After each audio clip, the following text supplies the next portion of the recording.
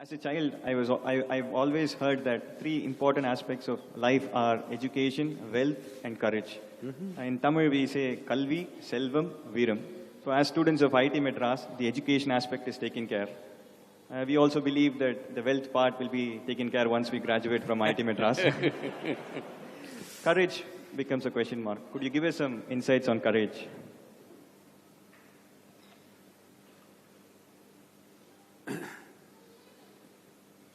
See, when you do something beyond a little bit of reason, you call it courageous. But when somebody else does the same thing, we think he's stupid, he's risking his life, okay? When we step back from something, we call it caution. When somebody else step back, we say he's a coward. So this courage business is a very relative thing. What is courage, what is not courage? The question is just this. There are some people who are capable of walking into situations without knowing a thing about it, okay?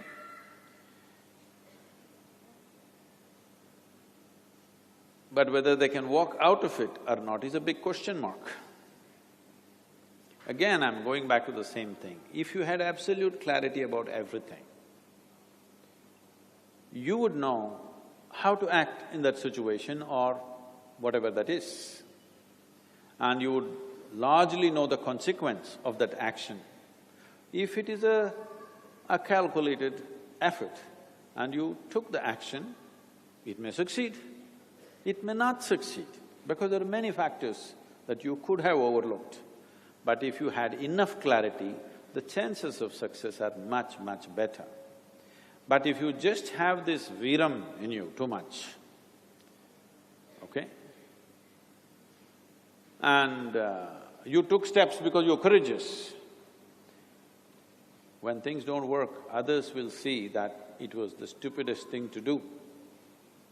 So you must understand, you will be attributed with all kinds of qualities, positive qualities, as long as you're successful.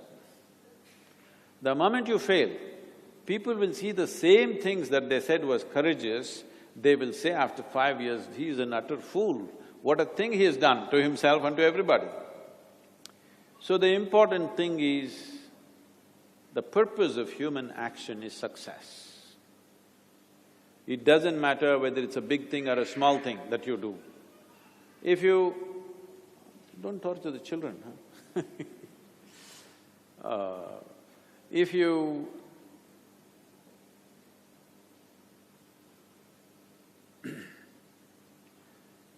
take any kind of action which produces positive result, then people say you're intelligent, all right? Maybe you're not, maybe it was just chance, but they will say you're intelligent because most of the world is not able to recognize anything other than success. It is not the best way to live, but that is the reality.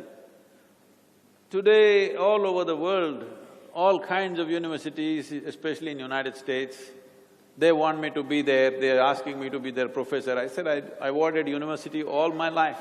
Now you think I'll get trapped in it? So, this is not because they see who I am.